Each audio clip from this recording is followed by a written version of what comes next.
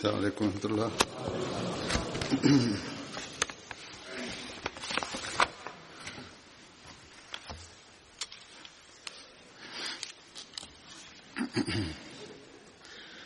أشهد أن لا إله إلا الله وحده لا شريك له وأشهد أن محمدا عبده ورسوله أما بعد فأعوذ بالله من الشيطان الرجيم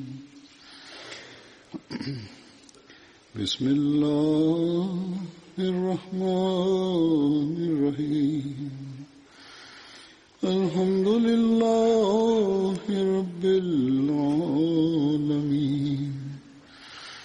الرحمن الرحيم مالك يوم الدين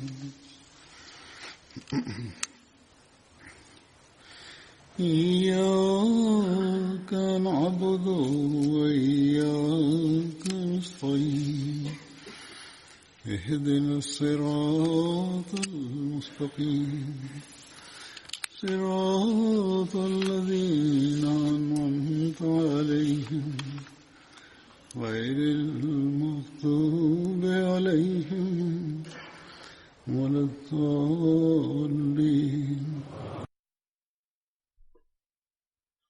After reciting the Tashahhud, Ta'awuz and Surah Al-Fatiha, Hazrat Khalifatul Masih V, Ayyadullah Ta'ala bin Nasr al-Aziz stated, in this series of the accounts of the lives of the Badri companions, today I will begin with the account of Hazrat Yazid bin Ruqaysh. Hazrat Yazid belonged to the Banu Asad bin Khuzaymah tribe of the Quraysh. Hazrat Yazid was a confederate of the Banu Abd ash-Shams. Some have also reported his name as Arbad. However, this is incorrect. Hazrat Yazid's father's name was Ruqaysh bin Riyab and his title was Abu Khalid. Hazrat Yazid participated in all of the battles alongside the Holy Prophet ﷺ, including the battles of Badr, Uhud and Khandaq.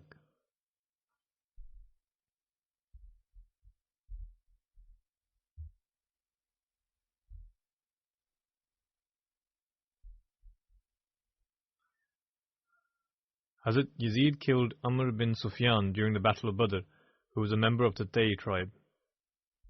One of Hazrat Yazid's brothers' names was Hazrat Sayyid bin Ruqaysh, who migrated from Makkah to Medina along with his family and is counted among the foremost Muhajireen. One of Hazrat Yazid's brothers' name was Hazrat Abdur Rahman bin Ruqaysh, who participated in the Battle of Uhud. One of Hazrat Yazid's sisters' name was Hazrat Amna bint Ruqaysh, who accepted Islam early on in Makkah. She also migrated to Medina along with her family.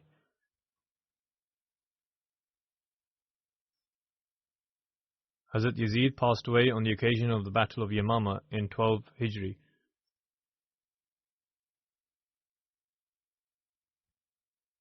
Although I have previously given brief details of this battle, but some further details are as follows.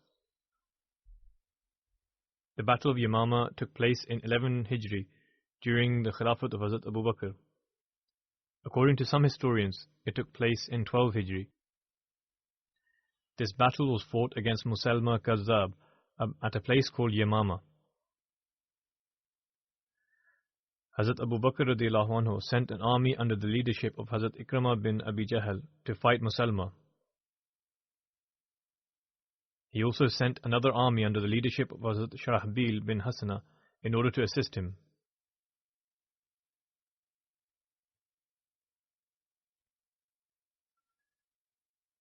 Hazrat Ikramah entered into battle before the arrival of Hazrat Sharahbil so that the victory could be attributed to him. However, he was defeated by Musalma.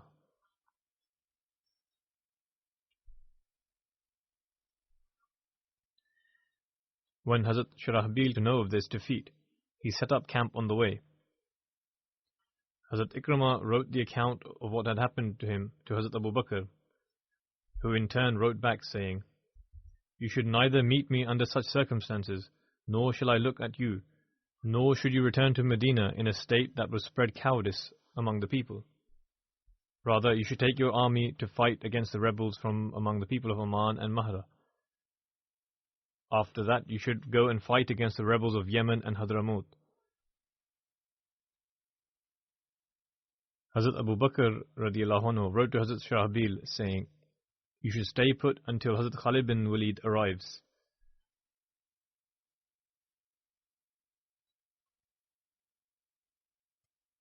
Hazrat Abu Bakr deployed Hazrat Khalid in order to fight Musalma Kadhab and sent a large party of Muhajirin and Ansar with him.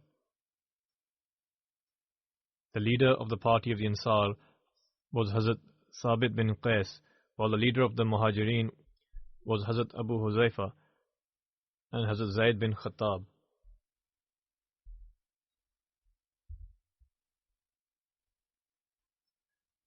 Hazrat Shurahbil started to fight Musalma before the arrival of Hazrat Khalid and was defeated. Hazrat Abu Bakr radiallahu anhu sent further reinforcement to assist Hazrat Khalid to prevent any attack from behind the armies. Hazrat Abu Bakr radiallahu anhu used to say, "I do not wish to utilize the Badri companions. I want to leave them in a state that they meet Allah the Almighty while peacefully observing righteous deeds. Allah the Almighty removes all difficulties and hardships in a far greater manner simply due to their blessings and the blessings of other pious individuals, and as a result they do not physically need to help. Nevertheless, they also participated due to certain circumstances. However, the opinion of Hazrat Umar was in contrast to this, and he would utilize the Badri companions for the army, etc. In any case, the size of the Muslim army in this battle was 13,000, whereas the size of Musalma's army is stated as 40,000.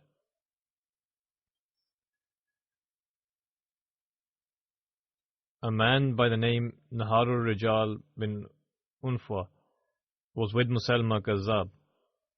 He went to the Holy Prophet ﷺ, where he learnt the Holy Quran and religious matters. The Holy Prophet ﷺ sent him to the people of Yamama as a religious teacher in order to refute Musalma Kazzab's claim to prophethood. When he went there, he became an apostate and bore testimony to the fact that he heard the Holy Prophet ﷺ say, which was a false testimony, that Musalma had, God forbid, been made a prophet alongside him.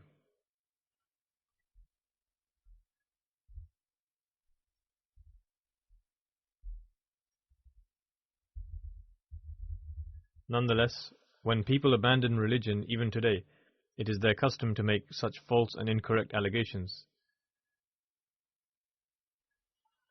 In any case, the apostasy of this individual had much more negative impact on Musalma's tribe of Banu Hanifa in comparison to Musalma's claim to prophethood. The reason for this was that he had been sent for their moral training, and the people were influenced by him. At the time he said these things, Musalma's claim to prophethood was not very impactful. However, people began to be influenced after he made these statements. Everyone accepted his claim and subsequently began to obey Musalma. Furthermore, they said to him that he should write a letter to the Holy Prophet ﷺ stating that if he did not obey him, they will support him in opposing the Prophet. This treacherous claim of theirs was in fact the fundamental reason for war.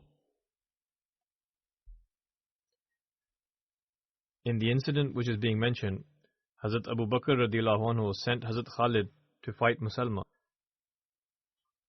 It is stated that when Musalma became aware of the fact that Hazrat Khalid was approaching, he set up camp in an area of Aqraba and called people for his support.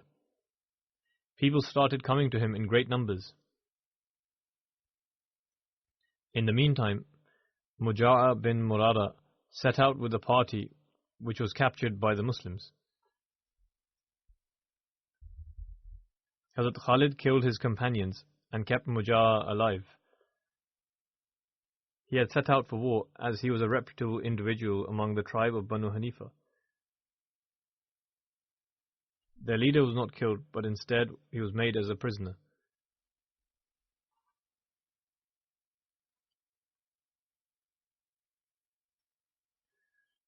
When he was captured, Musalma's son Shurahbil incited their tribe and said,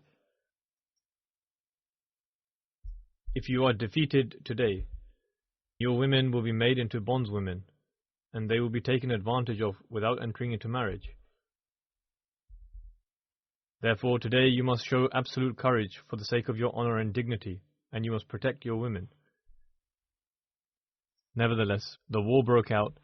The flag of the Muhajirin was carried by Hazrat Salim, the freed slave of Huzaifa, but prior to this it was with Abdullah bin Hafs, who had been martyred. The flag of the Ansar was carried by Hazrat Sabit bin Qais. A fierce battle ensued, the likes of which the Muslims had not experienced before. The Muslims retreated during this battle, and the people of Banu Hanifa advanced in order to free Mujaa, who had been imprisoned by Hazrat Khalid.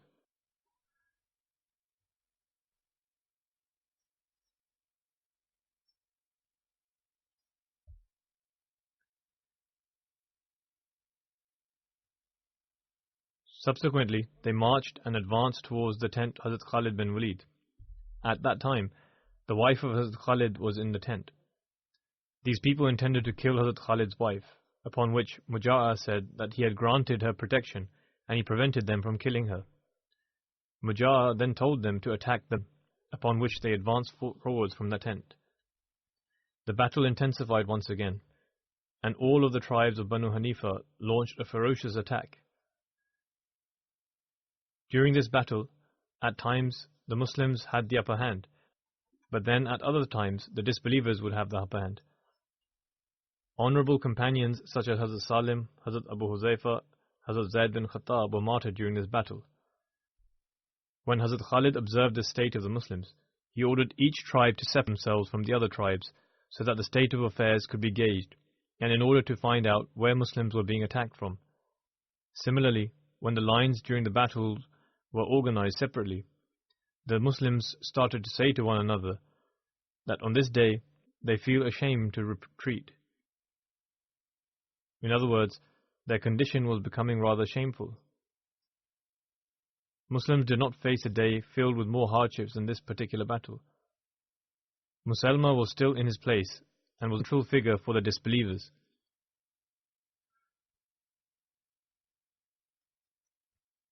Hazrat Khalid realized that until Musalma was killed, the war will not come to an end. Subsequently, Hazrat Khalid advanced forward and requested to fight in the form of duels by raising the slogan, Ya Muhammada, which was a tradition during the battle in those days. Whoever stepped into the battlefield was killed, which became a catalyst for the Muslims. Following this, Hazrat Khalid called out for Musalma. However, he did not step forward and ran away. He was compelled to seek refuge in his orchard along with his companions, and he sealed the doors of this orchard.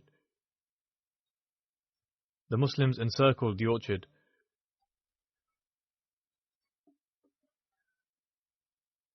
Hazrat Bara bin Malik said, "O Muslims, lift me over the wall and into the orchard." He was a very brave and courageous individual. The Muslims replied that they were unable to do so.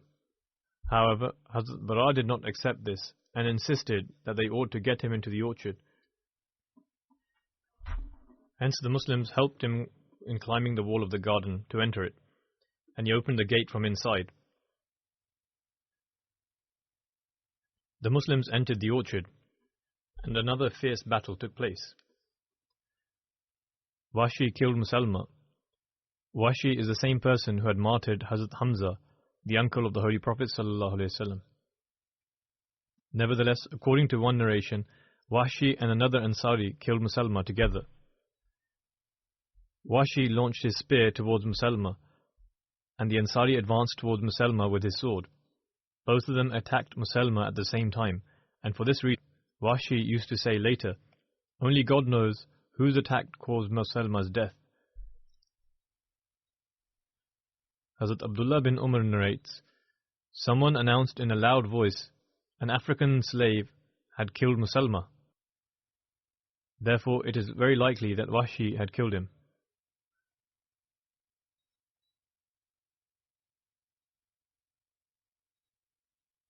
Hazrat Khalid found out the location of Musalma's body through Mujah. Mujah said to Hazrat Khalid, the people who came to fight with the Muslims were impetuous and inexperienced.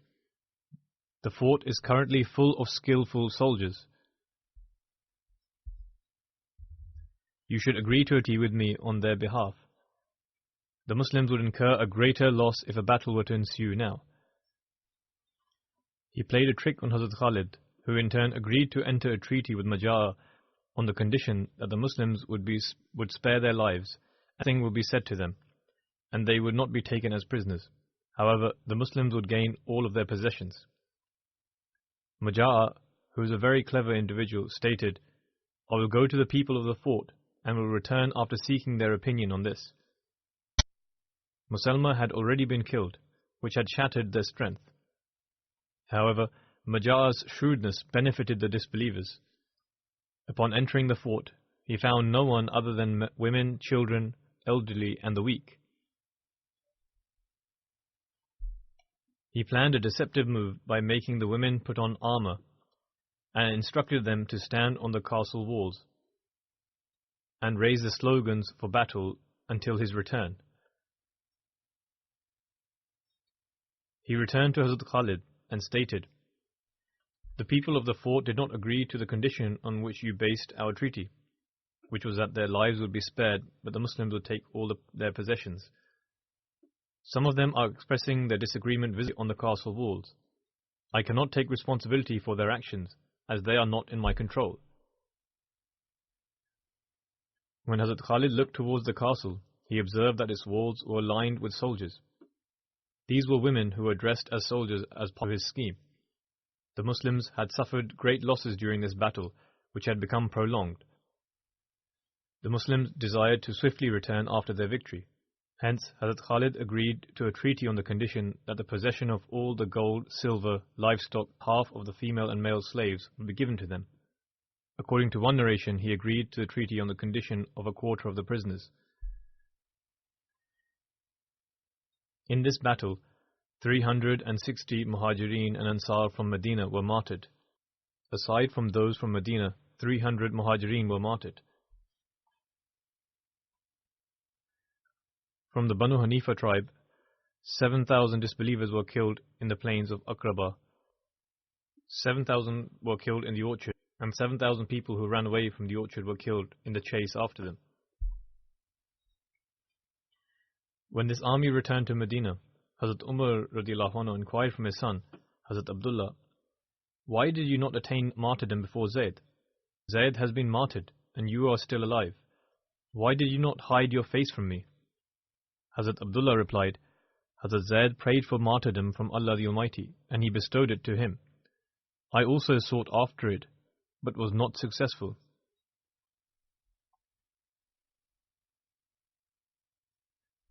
In the same year, after a large number of companions were martyred in the Battle of Yamama, Hazrat Abu Bakr radiallahu anhu ordered for the Holy Quran to be collated at one place in order to preserve it. These were the details regarding the Battle of Yamama.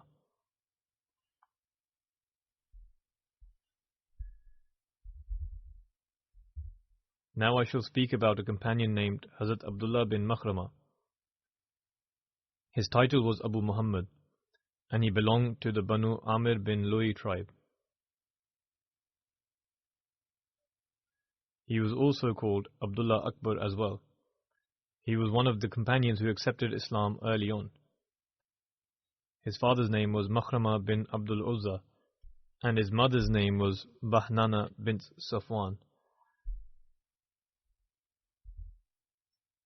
In regards to his children, there is mention of his son named Masahik, who was son of Zainab bint Suraqa, the wife of Hazrat Abdullah.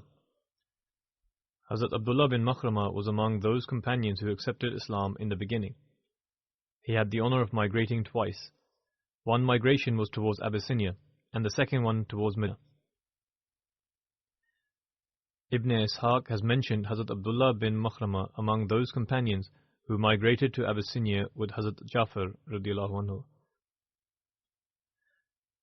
Yunus bin Bukair, Salma and Bay have recorded this saying by Ibn Ishaq, in which there is mention of Hazrat Abdullah bin Makhrama's migration to Abyssinia.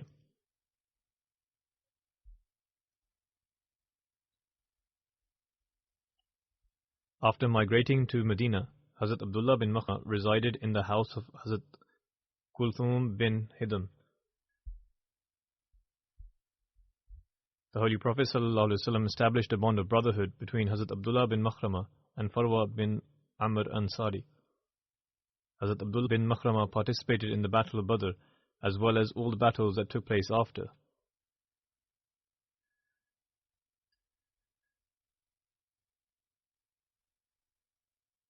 He was 30 years old at the time of the Battle of Badr.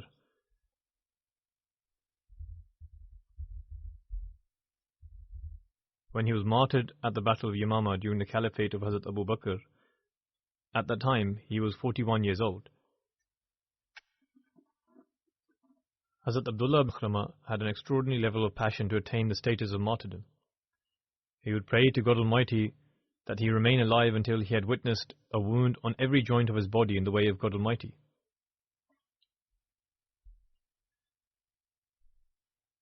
Subsequently, during the Battle of Yamama, he suffered injuries on many of his joints, as a result of which he attained the status of martyrdom. Hazrat Abdullah bin Makhrama was extremely devoted to worship and would fervently pray even in his youth. Hazrat Umar relates, in the year in which the Battle of Yamama took place, Hazrat Abdullah bin Makhrama, Hazrat Salim, who was the freed slave of Hazrat Abu Huzaifa, and I were all together. All of us would take turns to graze the goats, and we also had to stand guard for protection of the provisions for the army. It was my turn to graze the goats on the day the Battle of Yamama began. When I returned from grazing the goats, I saw Hazrat Abdullah bin Makhrama wounded and lying on the ground of the battlefield. I stood by him and he said, "O Abdullah bin Umar, have those who are fasting ended their fast?" It was evening. I replied in the affirmative, upon which he asked me for some water to be poured into his shield so that he could break his fast. Thus, even during the battle, he was observing the fast. Hazrat Abdullah bin Umar states that he went to fetch some water, but when he returned, Hazrat Abdullah bin Makhrama had passed away. The next companion I will mention is Hazrat Amr bin Ma'bad.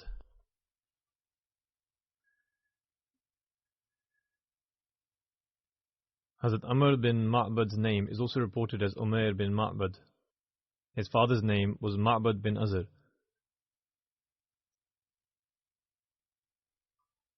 Hazrat Amr bin Ma'bad belonged to the Banu Zubayr branch of the Aus tribe of the Ansar.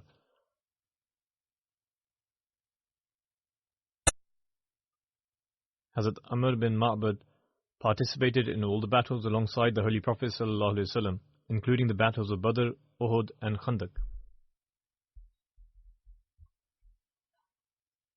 Hazrat Amr bin Ma'bad was among the 100 companions who stood their ground during the Battle of Hunain and valiantly fought, as a result of which God Almighty Himself became responsible for the provisions of those who stood by the Holy Prophet ﷺ. According to one narration, Hazrat Abdullah bin Umar states, "On the day of Hunain, our condition was such that 2 of the parties among the Muslims retreated, and there were not even as much as 100 people who remained with the Holy Prophet ﷺ. There are varying opinions in relation to the number of companions who remained firmly stood alongside the Holy Prophet ﷺ. Some say between 80 and 100, while others state 100, but nonetheless, they were very few in number.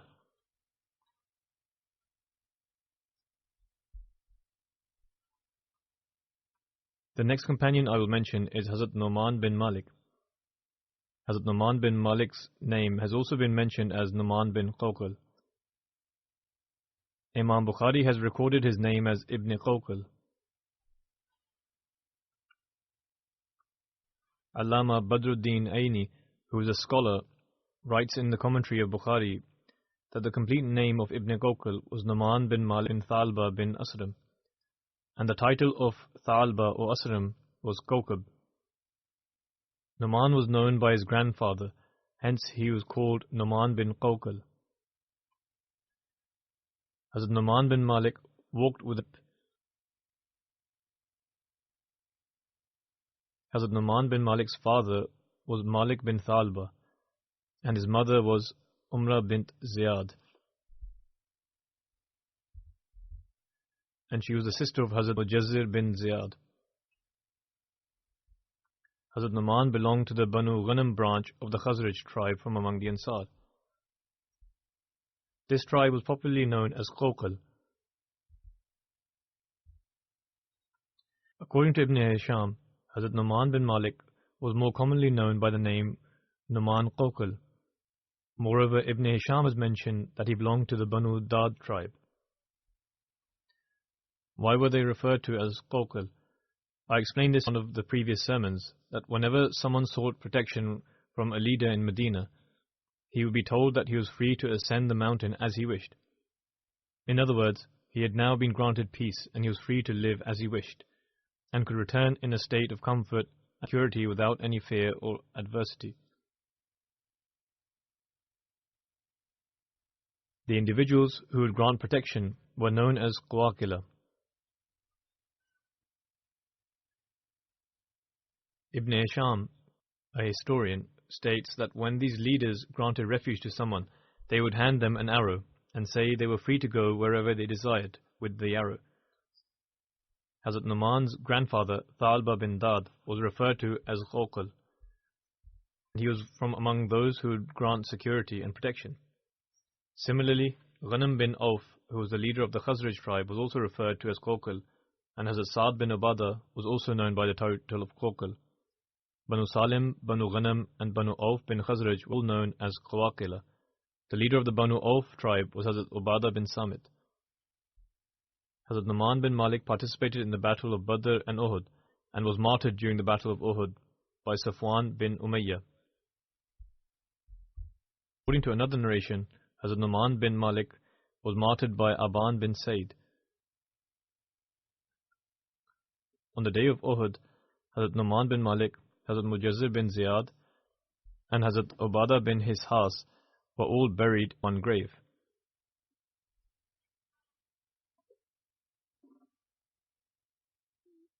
When the Holy Prophet ﷺ left for the Battle of Uhud and had conferred with Abdullah bin Abi Salul, Hazrat Nu'man bin Malik said,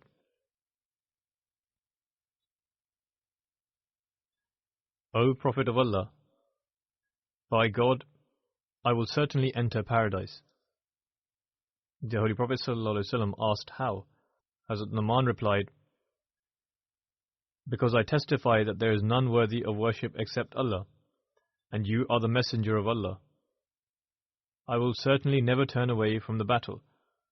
Upon this, the Holy Prophet ﷺ said, "Indeed, what he has said was the truth." Subsequently, Hazrat Nu'man bin Malik attained martyrdom on that same day. Khalid bin Abu Malik Jadi relates that he found the following narration in his father's book, that Hazrat Nu'man bin Qawqal Ansari supplicated, "My Lord, I swear by your name that I will be walking with my limp in the lush green gardens of paradise before the sun will have set." Subsequently, he was martyred that very day. Upon this, the Holy Prophet ﷺ stated, "God Almighty accepted his prayer, for I have seen him walking in heaven without any sort of limp or hindrance." God Almighty informed the Holy Prophet ﷺ about him through a vision. Hazrat Abu Hurairah radiyallahu anhu relates that he went to the Holy Prophet ﷺ while he was in Khaybar, and the companions had already conquered it. He requested the Holy Prophet ﷺ to also grant him some share from the spoils of war.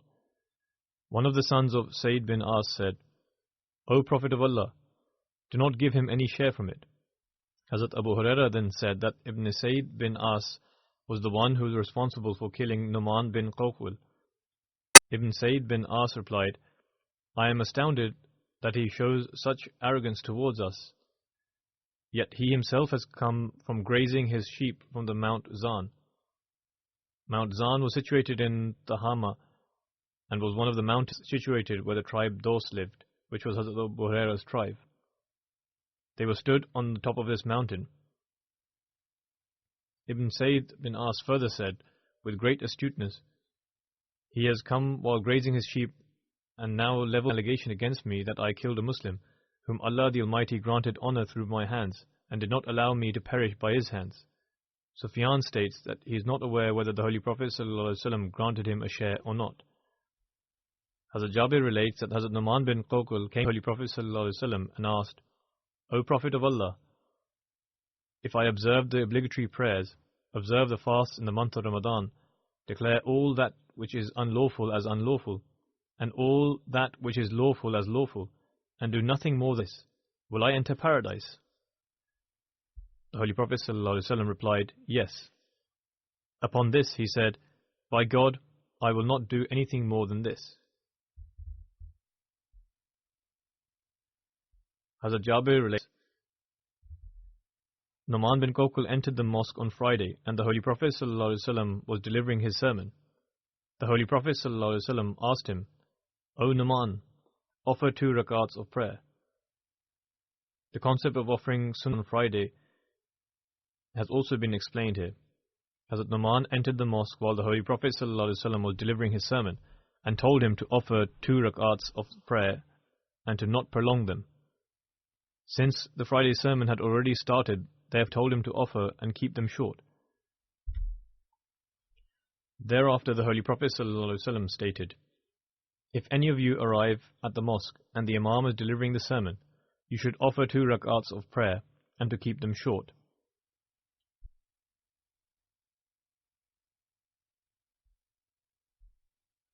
The next companion to be mentioned is Hazrat Khubayb bin Adi Ansari.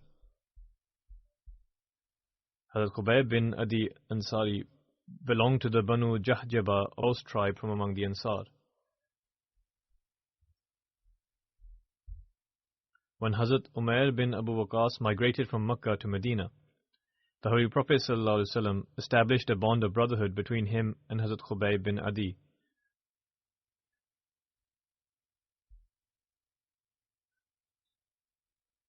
Hazrat Khubayb bin Adi took part in the Battle of Badr and killed Haris bin Amir during the battle. During the Battle of Badr, Hazrat Khubayb bin Adi was appointed to supervise over the army's possessions.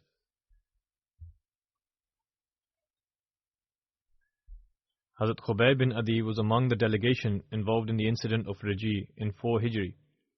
Hazrat Khubayb bin Adi and Hazrat Zaid bin Dasna were imprisoned by the idolaters and took them along with them to Makkah, and upon reaching sold both of the companions. Hazrat Khubayb bin Adi was bought by the sons of Haris bin Amir so that they could avenge for their father's death, who was killed by Khubayb on the day of Badr. According to Ibn Hisaq, Hujair bin Abu Ihab Tamimi bought Hazrat Khubayb, who was a confederate of the children of Haris. Uqba, the son of Haris, bought him from Abu Ihab so that he could avenge for his father's death. It is also said that Uqba bin Haris bought Hazrat Khubayb from Banu Najjar. According to yet another source, Abu Ihab, Ikrimah bin Abu Jahl, Akhnas bin Shuraik, Ubaidah bin Hakim, the sons of Umayyah bin Abu Utbah Hazrami, and Safwan bin Umayyah all bought Hazrat Khubayb. These are all the individuals whose fathers were killed during the Battle of Badr.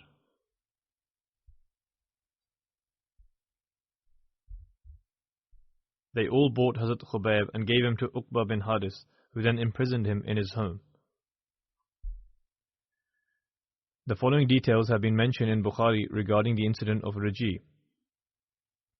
Hazrat Abu Huraira radiyallahu anhu relates that the Holy Prophet sallallahu alaihi wasallam sent a delegation comprising of 10 companions to gather some intelligence and appointed Asim bin Thabit Ansari, who was the maternal grandfather of Umar bin Khattab, the emir of the delegation. The delegation set off, and when they reached Beda, which is situated between Asfan and Makkah, someone informed the Banu Lahyan about them, who were a part of the Huzayl tribe. Upon learning of this news, around 200 men, who were all archers, set off and began to follow their trail.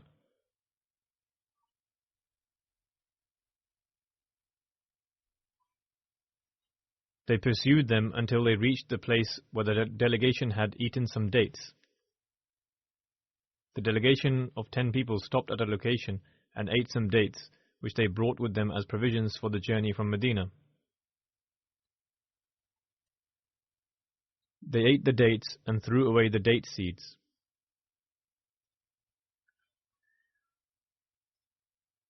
The army pursuing them recognized that these dates were from Yathrib, i.e. Medina, and thereafter began to follow their trail. When Asim and his companions saw them coming after them, they ascended a hillock for protection. The pursuing army surrounded them and asked them to come on, assuring them that if they surrendered themselves over to them, they will not kill any of them. Asim bin Sabit, who was the leader of this delegation, said that if he came down from the mountain, then that would mean that he came under the protection of a disbeliever, and he was not willing to do that. Thereafter, he prayed, "O Allah, inform our Prophet of this incident." The enemy then began to launch arrows and martyred Asim bin Sabit along with 7 other companions. Upon witnessing this, the other 3, placing their trust in them, came down. Among these 3 were Khubayb Ansari, Ibn Dasana, and 1 other person. When they came down, the disbelievers captured them and tied them with the strings of their bows. The 3rd individual among them said this was the first act of deception, and said, "By God, I will not go with you. I find comfort and assurance in the example of those who were martyred before us. I will remain here, and so martyr me, if you so wish." They tried to drag him along, but he resisted, and eventually they martyred him. They then grabbed hold of Khubayb and Ibn Dasna and took them away to Mecca, where then sold them. This incident took place after the Battle of Badr. Khubayb was bought by Banu Haris bin Amir bin Nawfal bin Abd Manaf. Khubayb was the one who killed Haris bin Amir during the Battle of Badr. Khubayb remained as a prisoner with them. Ibn Shihab writes, Ubaydullah bin Ayaz said to me that the daughter of Haris informed him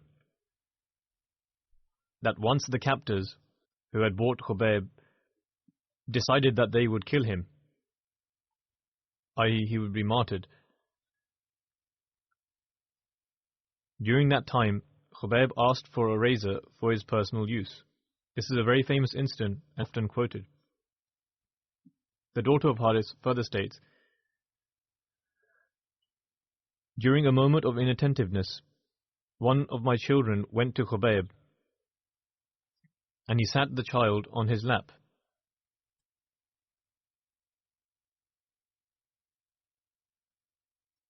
Seeing my child sitting on Khubayb's lap and the razor in his hand, I became petrified to such an extent that Khubayb realized my fear from my facial expression and said, 'Do you think that I will kill this child? Do not think this. God willing, I shall never commit such an act.' The daughter of Haris would often say, 'I have never seen a prisoner as good as Khubayb.'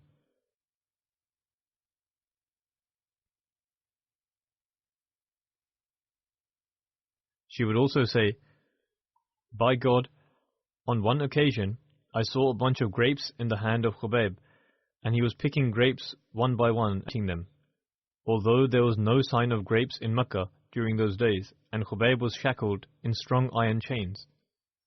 She says, 'I believe that these were heavenly provisions which would come to Khubayb.' The captors took Khubayb to a place outside of the Haram in order to kill him. Khubayb sought permission from them to offer 2 rakats of salat, to which they agreed. When he had offered his 2 rakats of prayer, he said,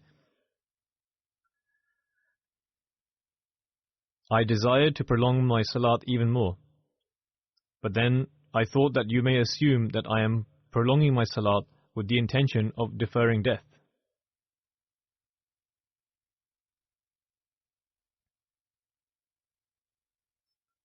Then he prayed to God Almighty, saying, O Allah, destroy each and every one of them.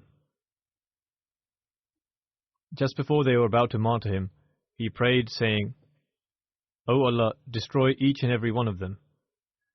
Hazrat Khubayb then recited the following couplet, وَلَسْتُ أُبَالِي حِينَ أُقْتَلُ مُسْلِمًا عَلَى أَيِّ شِقٍّ كَانَ لِلَّهِ مَصْرَعِي وَذَلِكَ فِي ذَا الْإِلَهِ وَإِنْ يَشَاء يُبَارِكْ عَلَى أَوْسَالِ شِلْوٍ مُمَزَّعِي. Meaning, when I am being martyred in the cause of Islam as a Muslim, I care not as to which flank I fall upon to being martyred. All of this is for the sake of God. And if my God so wills, He shall bless my every severed limb.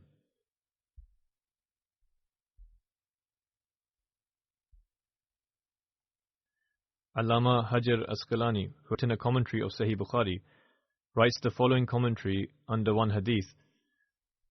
At the time of his martyrdom, Hazrat Khubayb prayed in the following way, Allahumma hassihim adada.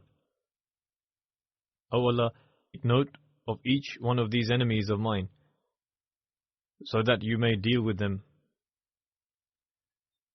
In another narration, it is recorded that he also said, وَقْتُلْهُمْ بَدَدًا وَلَا تُبْقِي مِنْهُمْ أَحَدًا. Kill every single one of them, and do not spare anyone from among them. Nonetheless, after Hazrat Khubayb had finished from offering his prayers, Uqba, the son of Haris, killed Khubayb, and thus he became a martyr.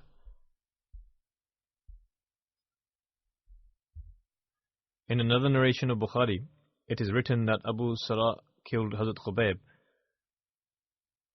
Hazrat Khubayb was the one who established the tradition of offering 2 rakats of prayer for every Muslim who is killed in captivity.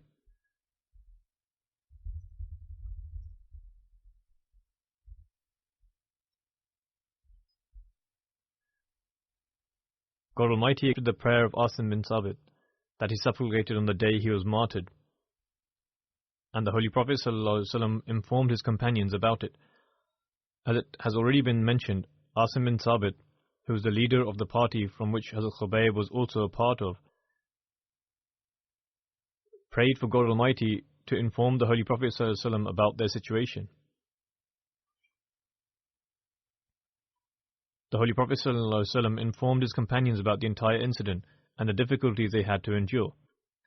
When the Quraysh were informed that Asim had been killed, they sent a group of men to the place where Asim was killed in order to bring back a part of his body whereby he could be recognized. Asim had slain a principal chieftain of the Quraysh during the Battle of Badr. However, God Almighty made provisions such that a swarm of hornets acted as a shield over his body, and the disbelievers were unable to harm him. God Almighty saved him, and they were unable to take back any part of his body. When Hazrat Khubayb was about to be martyred, it is stated that he prayed by saying, O Allah, I have no means by which to convey my greetings to the Holy Prophet ﷺ. You alone can convey my greetings to him. When Hazrat Khubayb stood on the plank, he prayed to God Almighty. It is said that when an idolater heard the prayer of Hazrat Khubayb, O Allah, take note of every single one of them, and then kill each and every one of them, he jumped to the floor out of fear. It is written that within 1 year, aside from the person who laid down out of fear, every single one of those who were involved in the killing of Hazrat Khubayb were dead, and none of them survived. Hazrat Muawiyah bin Abi Sufyan states, I was present with my father at the time. When my father heard the prayer of Hazrat Khubayb, he immediately pushed me to the ground.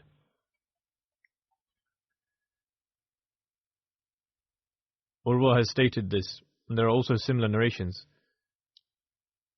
Another narration of his is that the idolaters that were present at the time included Abu Ihab, Akhnas bin Shuraik, Ubaidah bin Hakim, and Umayyah bin Utbah. He further narrates that Angel Gabriel came to the Holy Prophet ﷺ and informed him about the entire incident. And the Holy Prophet ﷺ in turn informed the companions.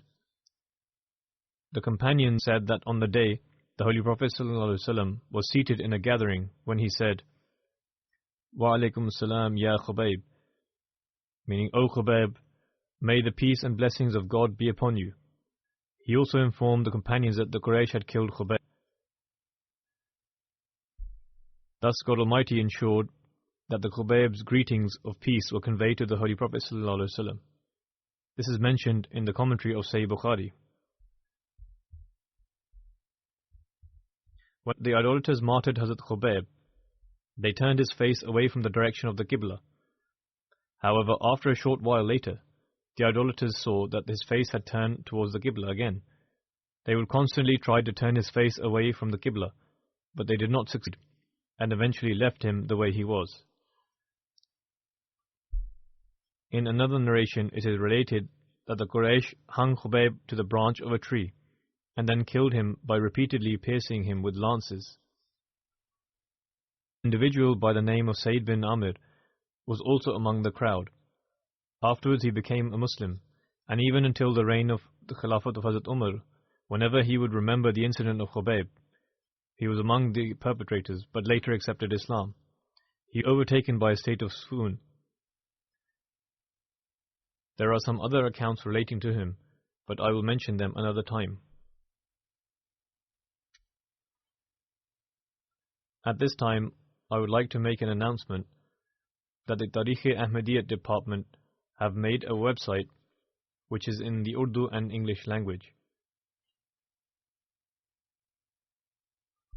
It contains information about the history of Ahmadiyyat, biographies and events, the lives of those personalities about whom the Jamaat has published literature.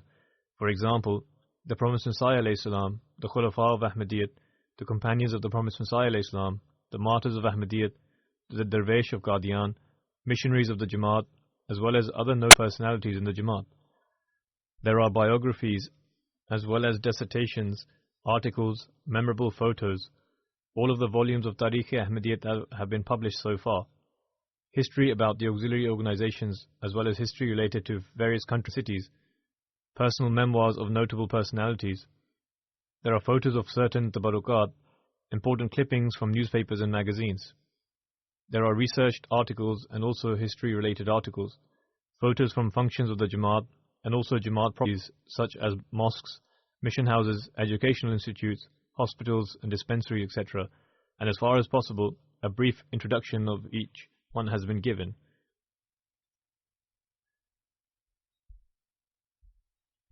Through a YouTube channel, there are certain rare documentaries of MTA also on the website. There is a timeline of all the important incidents in the history of the Jamaat from its inception up until now. God willing, I will launch this website after the Friday prayers.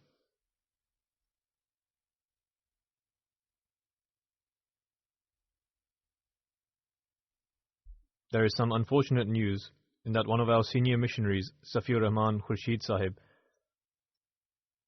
who was the son of Hakim Fazul Rahman Sahib and served as a missionary in Africa as well as in other places, and also a manager of Nusrat Art Press, passed away on 16th of September at the age of 75 owing to a heart attack.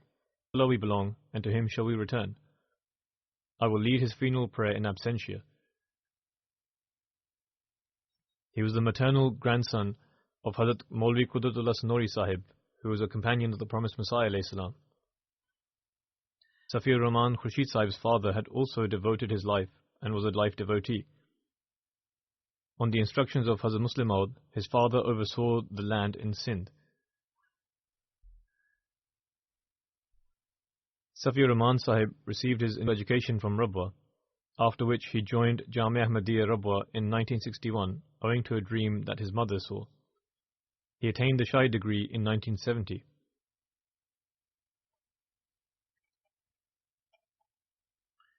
He had 2 wives. From the first wife, he has 1 daughter, and he does not have any children from his second wife.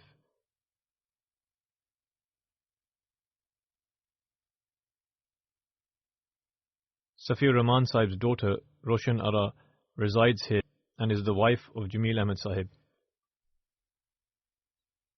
After graduating from Jamia Ahmadiyya, for a short while Safiur Rahman Sahib served in central offices in Rabwa, after which he had the opportunity to serve as the missionary of Chakwal for 1 year alongside Hazrat Hakim Abdullah Sahib, who was a companion of the promised Messiah alayhi salam.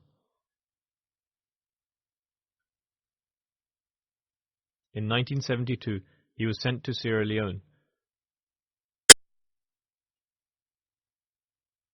He stated that when he was leaving for Africa, Hazrat Khalifatul Masih III Rahimahullah advised him by saying, "Always show love to the African people." He said that he always kept this instruction in mind. He also narrated an incident of how God Almighty assisted them. He said, "Once we traveled to a distant part of Sierra Leone by foot and then by boat, eventually reaching a settlement in the evening. An elderly African gentleman was also traveling with him. When they reached the settlement, they discovered that the chief of the town was not present. Therefore, as is the custom over there, they went to visit the chief imam. The chief imam refused to listen to them and told them to leave the town. As night had fallen and they had no place to stay, they began the journey back." He states, "After a short distance from the village, we reached a jungle, and the terrain was such that the waves of the sea or river would swamp the area." He further stated, "We were walking along and were very anxious when all of a sudden a man who was on a high ground called out to us. He gave us shelter in his shack. After a while, we heard people calling out for us. When they came closer, we heard them calling out for us to come back, as the chief imam had called us back. The reason was that the minute we had left the village, he began suffering from a severe migraine. It was due to removing them from the village. Nonetheless, they went back to the village, where the chief imam had gathered the entire members of the village. He says they performed tabligh all night, and approximately 10 or 12 people accepted Ahmadiyyat. As for the migraine of the chief imam, he says they recited Surah Fatiha as Dam, and by the grace of Allah, his migraine was cured. In this manner, not only did God Almighty ensure for stay, but He also granted them beds.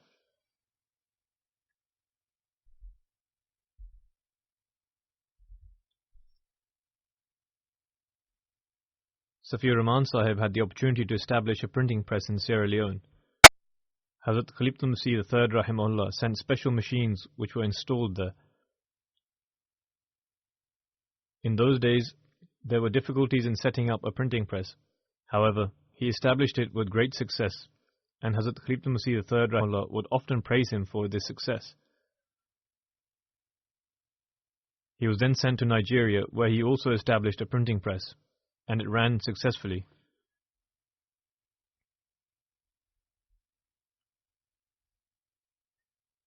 It was during this time when an accident took place, when Safiur Rahman Sahib's finger was dismembered after it was caught in a machine. Despite a lot of treatment, it would not heal. When Hazrat Khalifatul Masih III Rahimahullah came to know of it, perhaps he was in London at the time, and instructed for Safi Sahib to travel to London for treatment. By the grace of Allah, it then later healed.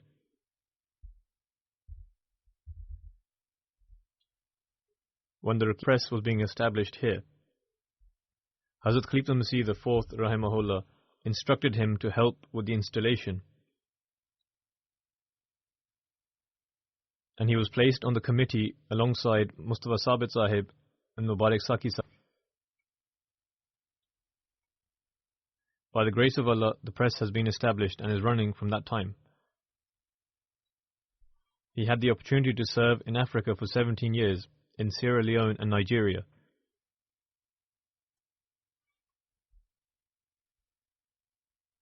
Then during a tour of Africa in 1988, Hazrat Khatib Masih IV Rahimahullah instructed him to travel to Cameroon and establish a Jamaat there. He obtained a visa with great difficulty and he spent 1 month in Cameroon. He was involved in Tabligh activities and one of his interviews was broadcast on the radio. During this visit, by the grace of Allah, one family converted to Ahmadiyat. In 1988, he returned to Pakistan and served as a missionary in Lahore. He came to the UK to attend the Jalsa Salana on several occasions, and he would serve in the Private Secretary's office. From 1991, he served as the manager of Nusrat Art Press, but he suffered a stroke and had been ill for a while, and he also took retirement. May God Almighty shower His mercy and forgiveness on him. He has one daughter. May God Almighty grant patience and steadfastness to her and also his wife.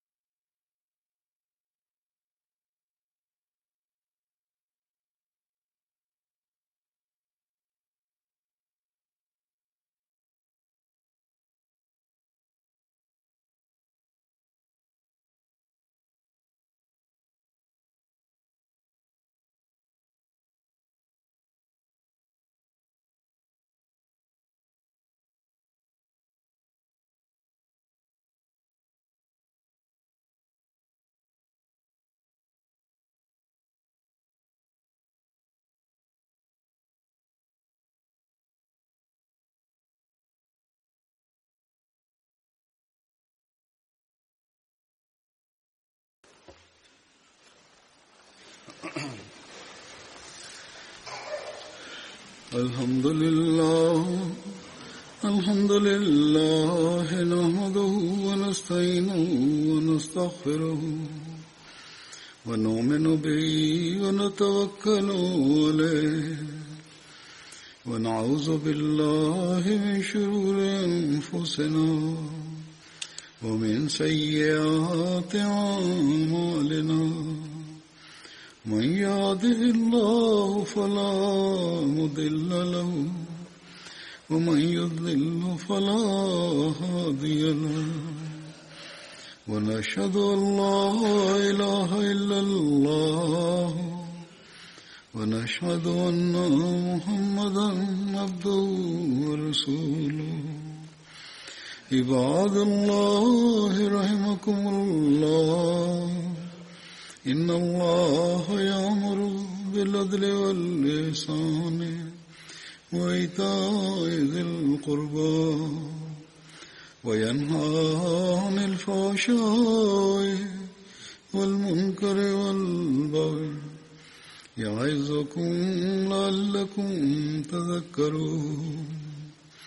اذكروا الله يذكركم وادعوه يستجب لكم ولذكر الله أكبر.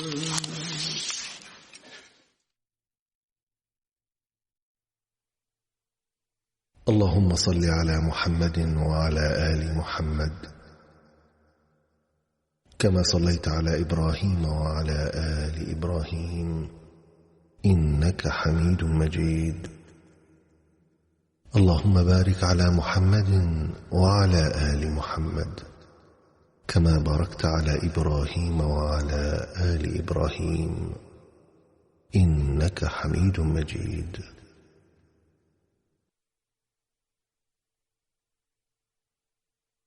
أعوذ بالله من الشيطان الرجيم.